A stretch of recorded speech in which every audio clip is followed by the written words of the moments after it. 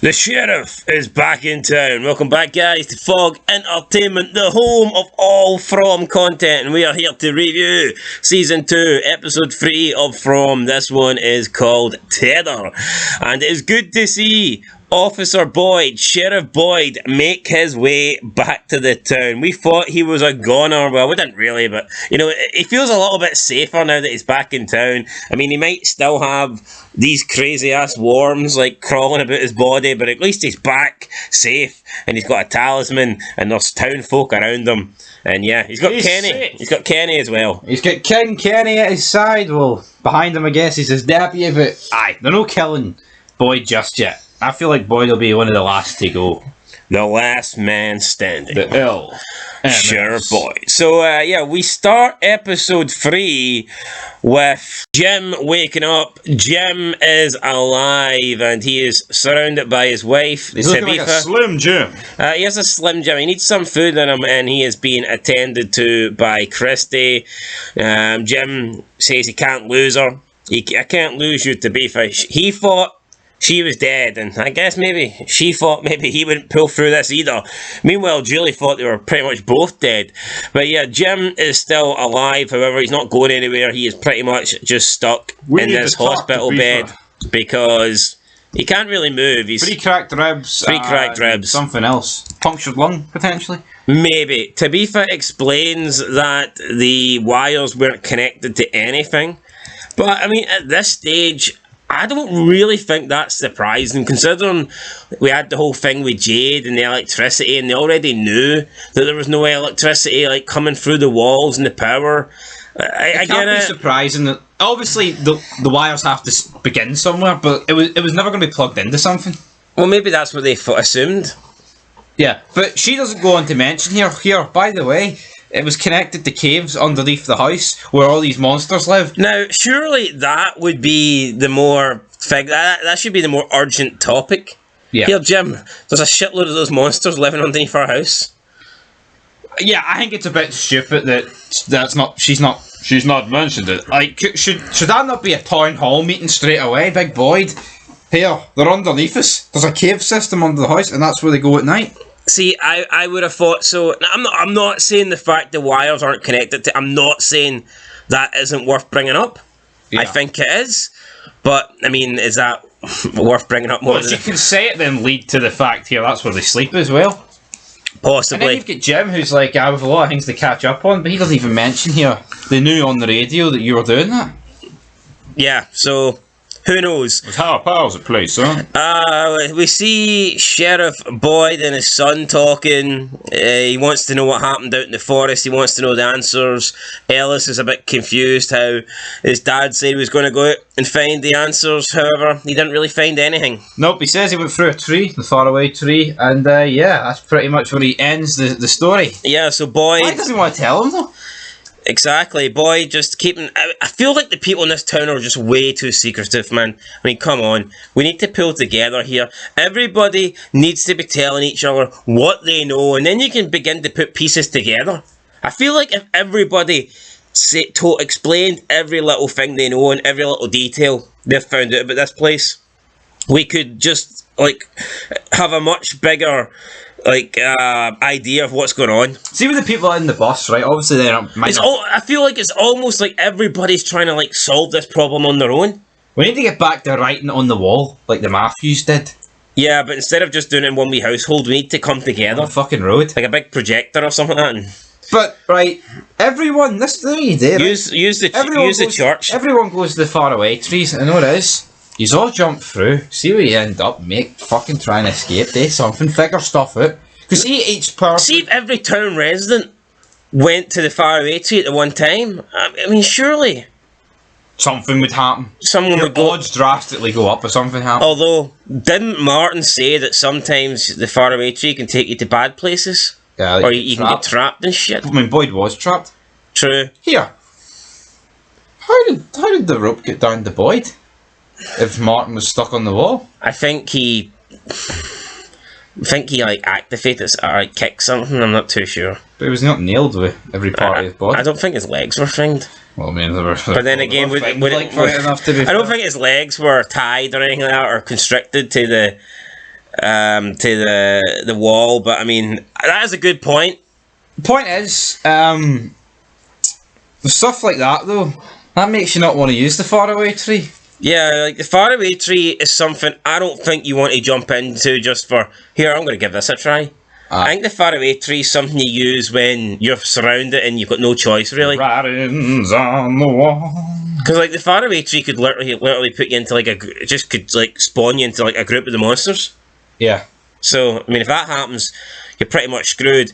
We see the people from the bus, they're trying to get all their belongings from the bus. Randall is trying to take his firearm, but Donna is arguing. It's like, you're not allowed that. And he's like, go fuck yourself. Boyd arrives, and he's like, hey, what's going on here?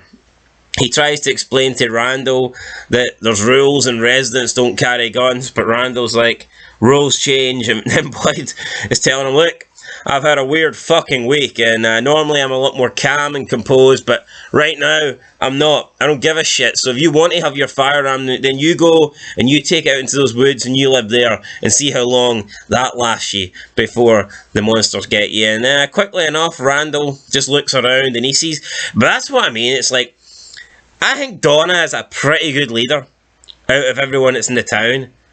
But Boyd just has that. It's a man thing, like. It's the military thing as well, though. I know, but like, see if Boyd's not here, I just don't see how this. Do you know? I think it's just like when Boyd comes up and he squares up to this Randall guy. It's like he just knows. Like, let's just talk about the fact that Randall took a gun on a bus, and because it's America, it's fine. It's like it's just a fucking suitcase at the end of the day. No, but it's just another piece of luggage. I know. But yeah, no, I mean, I think you need Boyd here to... Boyd runs this town. And, you know, what would happen if we actually get a group of people that aren't nice? What if we get, like, a group of thieves that get trapped in this town, or a group of murderers or something like that? An MC? A cartel? Yeah, I know, but, like... I mean, that could happen. Now, I don't know if that's ever really happened. I think we're supposed to believe everyone that came here is like integrated in and have been decent enough people. Maybe some people have let the town get them down, and like a bit like, I don't know, Frank. I'm not saying Frank was a bad person, he just got a little too fond of the drink. And I feel like no matter how bad you are though, you would quickly become accustomed to, holy fuck, there's monsters here. Can't really... I know, but a lot of criminals are monsters, let's be honest. Aye, but... I mean, there's killers and then there's... Alright, what if a prison bus full of all like the worst fucking criminals in the world? Would that not have been better? No, but that could fucking happen. But they're fucked. What would happen in that situation? They'd probably think, oh, this place is great. No prison.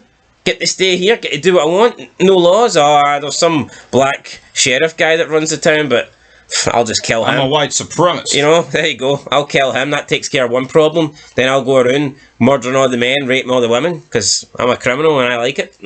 So, I mean, that could easily happen. You're the criminal underworld, don't you? Well, I don't... well... It was a joke, man. It was a joke. Man. Anyway, totally no joke. No, but my point is, like, I mean, isn't that going to happen sooner or later? Well, maybe if Victor draws an orange bus, we're going to either think, is it a prison transport vehicle? Or is it a school bus for big thick? Or is it a bus made of peaches? Peaches. But tell you what, he's no happy, because Jade was in his room with the Matthews boy. Yeah, he speaks to the woman with the eye patch, the governor, the fat governor. She explains that Jade and the Matthews boy was in there, and he looks under his bed, and something's gone. He's not happy. He runs over to Kenny's house where Jade's staying. He's about to go in, but he hears Jade playing the violin, and it's almost like he likes the sound of it. He's like reminiscing the sound of this violin, so I think this violin has a place in Victor's heart.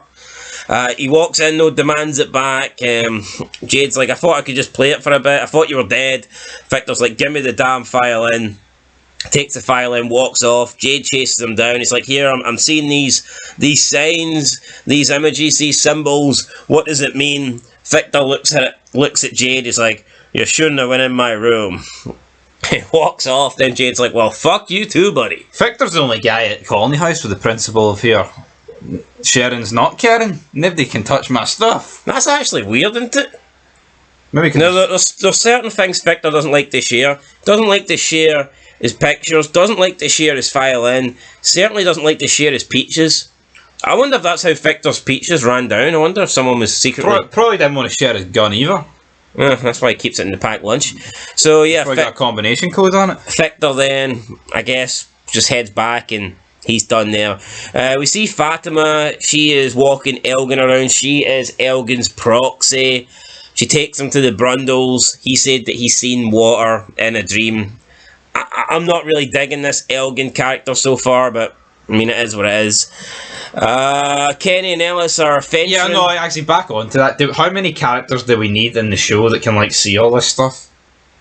Yeah. I feel like three is the limit, and I feel like we've got Sarah, Victor, Ethan, now Tabifa's seeing it, and now we're getting Elgin, who has just been introduced, and let's be real, we don't really care for him anywhere near as much as the other people. Yeah, I feel like we're getting into a Dangerland where it's like half the people here are seeing things.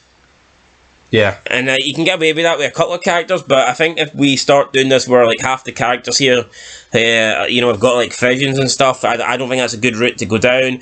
But we see Kenny and Ellis, they're in the woods checking the traps. Ellis is a little bit too busy picking out flowers for Fatima. Kenny wants him to help more. Kenny notices that one of the metal rods for the traps is gone. Then they hear this like ringtone, they run to it, and there is a dead girl from the bus just like laying against a tree with one of the metal rods rammed through her head.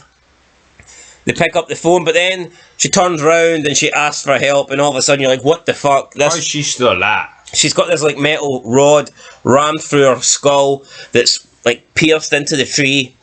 So did the monster set an alarm on her phone? Because obviously I thought she was using it. Well, I don't know, I've got an alarm that goes off every day, like, so it could be... Maybe the monster set it though for this. Because maybe they know everything's going to happen. Maybe they knew. Big Kenny and Ellis were going to be here and like, see that 10:33 alarm? That's what the money will be on. Now, Ellis tells Kenny to go and get Christy, but I mean, like, I don't see what Christy is. I think this was all ridiculous, all this. Yeah, Christy does eventually arrive, and I mean, she looks at Kelly and she knows that she's not going to survive, but she talks to her. She tries to, comfort her. Christy's like, this isn't good, is it? Kelly's like, this isn't good, is it? Then Christy confirms that, yeah, I'm sorry, you're going to die. Which I guess is kind of harsh. She then asks for her phone. She wants to phone her mum, but Christy has to explain that it doesn't really work like that around here. That, so you can write it. Yeah, but she says that you can write it and we can pass it on and we can make sure your mum get it. And she does explain how Brian pretty much got tortured in front of her. Yeah, so which was her boyfriend. Turns out who the people at the door were monsters, not people off the bus. Yeah, you shouldn't have opened the door. Interesting that they kept her alive, maybe just to watch it. Where is the body of Brian though? And I also believe that when Boyd and Donna were speaking, she said there was 25 people on the bus. And they only found 22, which automatically confirmed to me that these two were killed by monsters, because we knew there was two voices outside, and therefore 2 and 2 gets 26. But does that not leave one more person? Elgin. He wasn't the one, because he was in the back of the truck. No, but Boyd's back, so they would know. Would they not? Must leave one more person who's out there. No, you're right. Maybe it could be Elgin, and Donna wasn't counting him, but wouldn't Boyd be like, oh no, there's another guy with me, so that means we've got 23. He's got bigger fish on his fry to be like, actually we need to get these fucking numbers typed up. Well, no, you could be right, but I took from that there was 3 people that were not accounted for, and Elgin wasn't one of them. Well, maybe there is another one. I'm just trying to think who it would be. Elgin's the one that comes to mind, and the 2 and 2 situation now makes sense. Tabifa and Julie, they're looking for clothes, because their house has been, like, torn down. And Tabifa's seeing little children. Yeah, Tabifa sees 2 little guys. Julie's just too annoying in my opinion. Like, she's kind of bitching about having to go through clothes that belong to other people, and it's like, I don't know, just fuck me. Look at the situation we're in, man. You're worried about clothes. And to be honest, look how upset she was at the end of the last episode. She thought that both her parents were dead. Yeah, and now she's literally kind of annoyed about clothes. So. That kind of annoyed me a little bit. We see Boyd visiting Abby, and he wonders if everything that happened with Martin could have been real. He's like, how the hell did Martin know about you? How did I speak to Martin in a place that didn't even exist? So that kind of brings up what you said about you don't think that place was real, because when you opened the door, it wasn't there behind them. But I mean, he did literally climb a well. He did Don't you literally kinda see get- a person. He did literally get infected by something. He got sliced. That slice is real. So The whole thing, though, right, seems very weird. It almost seems like where they were was like 200 years ago. But then Martin was a Marine. But do you not feel like it gave you the sort of vibes of like a Passion of the Christ sort of thing? aye, like a temple, like something from. But also, he recognised the gun and he was a Marine. Now, if you took both of that out, I think you could maybe have played this here. This is like fucking a flash. A time. Like a time skip. travelling tree. But, I mean, maybe it's a crossing of the times, I don't know. Anyway, yeah, so that happens.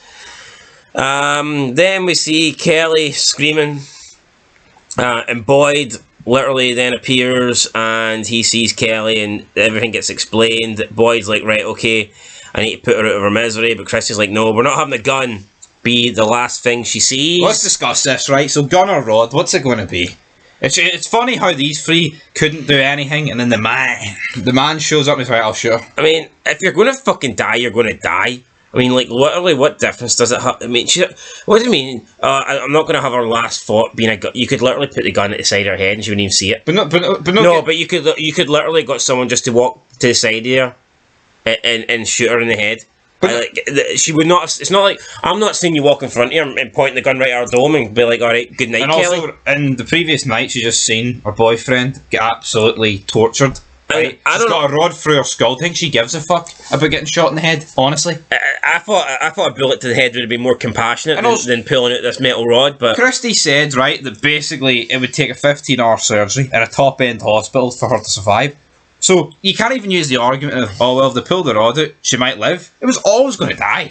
The rod was keeping her alive.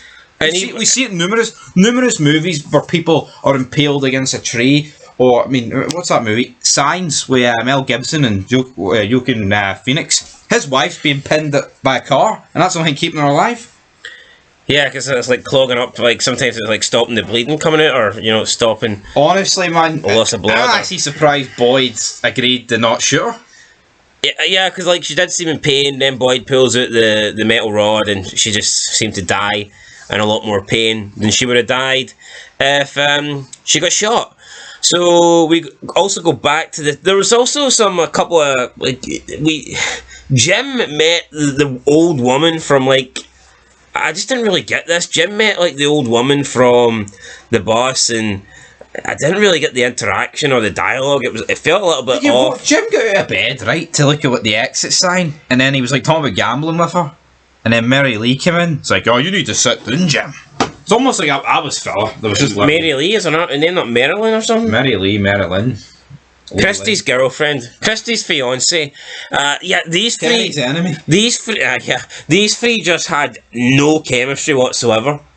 Yeah. These three there was nothing to talk She about. seemed a lot better before we knew it was her fiance. Yeah, I agree. I feel like as soon as she found out because at first she felt like another nurse. She felt like someone that could help people and be useful. See, now that you find out that she's Christy's fiance, that literally seems to be her only role here in this town.